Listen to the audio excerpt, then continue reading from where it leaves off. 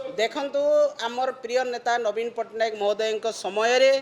आपण देखंतु सारा ओडिशा रे प्रत्येक जिल्ला रे बिजू पट्टनायक प्रतिमूर्ति स्थापन कराई एवं बिजू पट्टनायक को पंचायत राज व्यवस्थार आदर्श भाव में नियाई एवं परवर्ती समय रे शंख भवन रे गोटे विराट बिजू पट्टनायक मूर्ति स्थापन करने आमर विचार रही। निश्चित भाव में बिजू पट्टनायक आमर आदर्श आमर